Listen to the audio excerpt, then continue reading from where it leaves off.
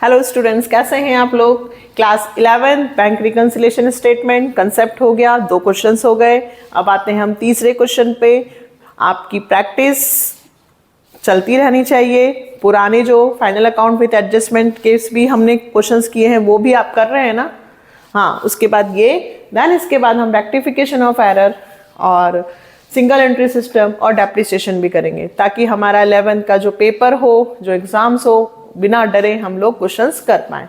Okay, तो हम start करते हैं bank reconciliation statement, question number 3। सबसे पहले ऊपर बैंक रिकंसिलिएशन स्टेटमेंट पूरा लिखिएगा। एज ऑन 31 मार्च बैलेंस कौन सा दिया है? कैश बुक का। कैश बुक का बैलेंस हमेशा डेबिट प्लस में लिखा जाएगा। डेबिट बैलेंस बोले, फेवरेबल बोले, बैलेंस बोले, पॉजिटिव बैलेंस बोले या सिर्फ बैलेंस बोले, कैश बुक में हमेशा प्लस वाली साइड लिखा जाएगा। फर्स्ट ट्रांजैक्शन, ये तो हमें आप पता चल ही गया है कि हम बैंक रिकंसिलिएशन स्टेटमेंट क्यों बनाते हैं, क्योंकि कैश बुक और पासबुक दोनों के बैलेंस डिफरेंस हो जाते हैं, मिसमैच हो जाते हैं फॉर सम रीजंस, और वो रीजंस क्या हैं वो हमें यहाँ पे बताने पड़ते हैं। First, cheque paid into the bank. मैंने 8,000 के चेक बैंक में दिए, बट दीज ओनली 6,500 चेक ही क्रेडिटेड बाय बैंकर्स। देखना, ध्यान से समझना। सपोज कीजिए हमने कैश बुक में 8,000 के चेक आए थे और हमने बैंक में दे दिए। हमारे पास चेक आए और मैंने चेक को कहाँ डिपॉजिट किया? बैंक में। तो मैंने ये सोचा कि मेरे 8,000 रुपये से बैलेंस बढ़ जाएगा, बट जो मेरा बैलेंस है वो केवल 6,500 से ही इंक्रीज हुआ, क्योंकि बैंक में केवल 6,500 ही जमा हुए। कितना सिंपल है। मैंने कितने जमा किए? 8,000। मैंने अपना बैलेंस कितने से बढ़ाया? 8,000 से। बट बैंक में केवल कितने से इंक्रीज हुआ है? 6,500 से। तो 1,500 रुपए से बैंक में अभी बैलेंस इंक्रीज नहीं हुआ है, तो 1,500 रुपए के कारण हम दोनों का बैलेंस डिफरेंस होगा। तो मैं ये 1,500 रुपए यहाँ वापस कैश बुक में क्या कर दूं? माइनस, ताकि मेरा बैलेंस डिफरेंस ना हो। ठीक है, तो जितने चेक डिपॉजिट किए थे और जो बैंक में जमा नहीं हुए वो हम क्या करेंगे? Minus. Check deposited but not credited by the banks. ये आप पूरा लिखेंगे बेटा। कितने से नहीं हुए? 1,500 से। जो जमा हो गए हैं, डिपॉजिट हो गए हैं, उनके कारण डिफरेंस नहीं आएगा। डिफरेंस किसके कारण आएगा? जो जमा नहीं हुए हैं, क्योंकि हमने पूरे जमा कर लिए थे इसलिए। Next, the receipt column of cash book undercast bye 200। Cash book की कितनी साइड्स होती हैं? 2, एक रिसिप्ट साइड और एक पेमेंट। रिसिप्ट साइड में आपने 200 रुपए कम लिखे हैं। रिसिप्ट साइड में आपने 200 रुपए कम लिखे हैं, मतलब 200 रुपए से आपने कैश बुक में पैसे कम लिखे हैं। 200 रुपए से आपका कैश बुक का बैलेंस कम है, तो आप 200 रुपए से बैलेंस बढ़ा दो।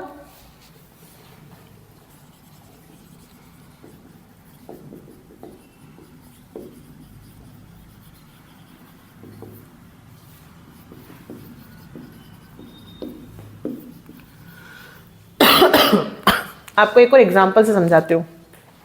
सपोज कीजिए आपके कैश बुक में रिसिप्ट कॉलम में आए थे 700 रुपए, बट आपने केवल अभी 500 रुपए ही लिखे हैं। मतलब लिखने कितने थे? 700, बट आपने लिखे कितने? 500। तो 200 रुपए और लिखने होंगे, है ना, क्योंकि बैंक में 700 रुपए इंक्रीज हो गए। बैंक में 700 रुपए जमा हुए, बट आपने तो 500 ही लिख रखे हैं, तो आपको 200 रुपए और जमा करने होंगे।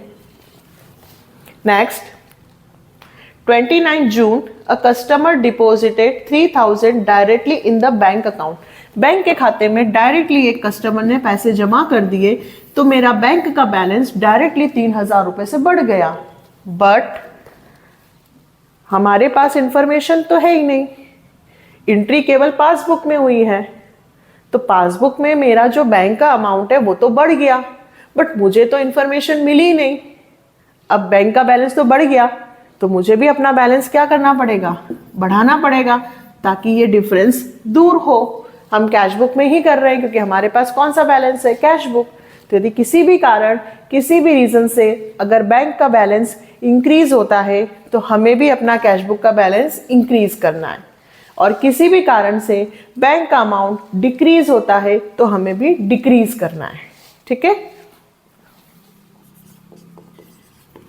Directly deposited amount by a customer. Next, cheque 9200 were issued. हमने 9200 के चेक इशू किए, मतलब हमने दिए कि भैया ये पैसे बैंक से निकाल लेना, ये सैलरी है तुम्हारी, ये हमने तुमसे माल खरीदा था, ये चेक पकड़ो बैंक से निकाल लेना। तो हमने 9200 रुपये माइनस कर लिए, क्योंकि हम ये मानेंगे कि उसने पैसे बैंक से निकाल लिए। बट 2200 रुपये के जो चेक प्रेजेंट हुए वो 15 जुलाई को हुए। कब हुए? 15 जुलाई को। और हम जो ये बना रहे हैं वो 30 जून का बना रहे हैं। कब का बना रहे हैं? 30 जून का। मतलब 30 जून तक, कौन सी जून तक बेटा? 30 जून तक ये पैसे बैंक से नहीं निकाले गए थे। ये पैसे बैंक से कब विड्रॉ हुए? 15 को। कब हुए? 15 तारीख को 2200 रुपए के चेक विड्रॉ हुए। मतलब 30 जून तक ये 2200 के चेक विड्रॉ नहीं हुए थे। 30 जून तक 2200 रुपए के चेक विड्रॉ नहीं हुए थे, बैंक से निकाले नहीं थे। तो 30 जून तक 2200 रुपए से बैलेंस बढ़ा हुआ था। पूरे से मतलब नहीं है, सिर्फ कितने से मतलब है? 2200 से। डिफरेंस किसके कारण आएगा? 2200। तो 2200 रुपए 30 जून तक, डेट, जब भी डेट आ जाए तो आपको डेट को कंसीडर करना ही है। 2200 रुपए 30 जून तक बैंक से विड्रॉ नहीं हुए थे। तो ये 2200 रुपए जो हमारे माइनस 15 जुलाई को हुए हैं वो 30 जून तक नहीं हुए थे, इसलिए मुझे 2200 रुपए वापस यहाँ पे प्लस करना होगा, क्योंकि 2200 रुपीज से बैलेंस कम नहीं हुआ है। तो check issued but not presented for payment। अच्छा, कुछ स्टूडेंट्स कहेंगे कि मैम चेक तो प्रेजेंट हो गए थे, 9200 में से 2200 यदि मैं माइनस करूं तो कहेंगे मैम 7000 के तो प्रेजेंट हो गए। तो भाई हमने तो पूरे 9200 के प्रेजेंट कर रखे हैं ना। 9200 रुपए के चेक का पेमेंट होना था, 7000 का भी पेमेंट हो गया और 2200 का भी पेमेंट हो गया, लेकिन 7000 का पेमेंट तो 30 जून तक हो गया था। तो इधर इससे तो डिफरेंस नहीं आएगा, डिफरेंस इससे आएगा, क्योंकि ये जो है वो 15 जुलाई को हुए, है ना। यहां तो मैंने पूरे पेमेंट 9200 से कर रखा है, बट 7000 का पेमेंट तो हो गया, लेकिन 2200 का पेमेंट नहीं हुआ, वो हुआ 15 जुलाई को, और हम बना रहे हैं 30 जून का। तो 30 जून तक 2200 रुपए कम नहीं हुए थे, 2200 रुपए से बैलेंस इंक्रीज था, इसलिए मुझे वो लिखना पड़ा। ठीक है, next, passbook show a credit. देखिए मैंने क्या सिखाया था कि जब भी पासबुक आपको क्रेडिट करे, last transaction, passbook shows a credit of 330 as interest. Passbook ने 330 रुपए का इंटरेस्ट क्रेडिट किया। जब भी पासबुक क्रेडिट करती है मतलब पासबुक हमें पैसे देती है है ना। बैंक में खाते में पैसे जमा हुए, तो बैंक में खाते में कितने रुपए जमा हुए इंटरेस्ट के बेटा? 330 रुपए।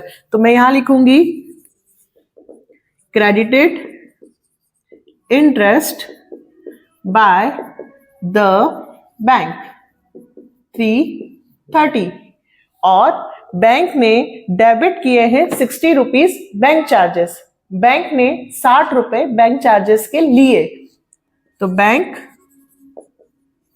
Charges charge by the bank. क्या सिखाया था मैंने कि यदि बैंक के खाते में पैसे आए, बैंक का बैलेंस इंक्रीज हो तो हम भी इंक्रीज करेंगे, और बैंक के खाते में से पैसे डिक्रीज हो, बैलेंस कम हो, तो हम भी माइनस करेंगे। तो ये क्वेश्चन कंप्लीट हो गया। अब हम टोटल लगाएंगे। 12,000, 200, 3,000, 2,200 और 330। देन आंसर विल बिकम इधर का 17,730। आंसर मतलब टोटल, उसमें से हम 1,560 रुपए माइनस करेंगे तो 16,170। ये जो बैलेंस आया हमारा वो पासबुक का आया है। ये आंसर हमारा आ गया। Balance as per passbook, total same लिखेंगे बेटा 17,730। देखा आप लोगों ने, सिर्फ बेसिक फंडे हैं, 2 या 3 चीजें हमें ध्यान रखनी है। फर्स्ट कि यदि हमारे ट्रांजैक्शन से कैश बुक में से यदि हम बैंक में जाते हैं और वहां पे कोई इफेक्ट नहीं पड़ता है तो हमें कैश बुक में वो वापस करना है, और यदि बैंक में बैलेंस इंक्रीज होता है तो हमें भी इंक्रीज करना है, बैंक में बैलेंस डिक्रीज होता है तो हमें भी डिक्रीज करना है। 2 बातें हमेशा आएंगी, cheque issued but not presented, cheque deposit but not collected, bank charges minus, bank ने इंटरेस्ट दिया प्लस। ये 2-4 बातें हर बार रिपीट होंगी, और आप अगर 2-4 क्वेश्चन 5 क्वेश्चंस भी मेरे साथ कर लेंगे तो डेफिनेटली बैंक रिकंसिलिएशन हमें आएगा। हमें सिर्फ वही अमाउंट को सर्च करना है जिस अमाउंट से हमारा डिफरेंस आता है। नेक्स्ट वीडियो में मैं क्वेश्चन नंबर 4 के साथ मिलूंगी। मैं बहुत ज्यादा बड़े वीडियोस नहीं बना रही हूँ, एक एक क्वेश्चन के वीडियोस हम बनाते हैं ताकि हमें जल्दी भी हो जाए, हम बोर भी ना हो और हमारा काम भी हो जाए। तो नेक्स्ट वीडियो में मिलते हैं क्वेश्चन नंबर 4 के साथ। लाइक सब्सक्राइब शेयर तो कर ही रहे हैं आप लोग। बाय।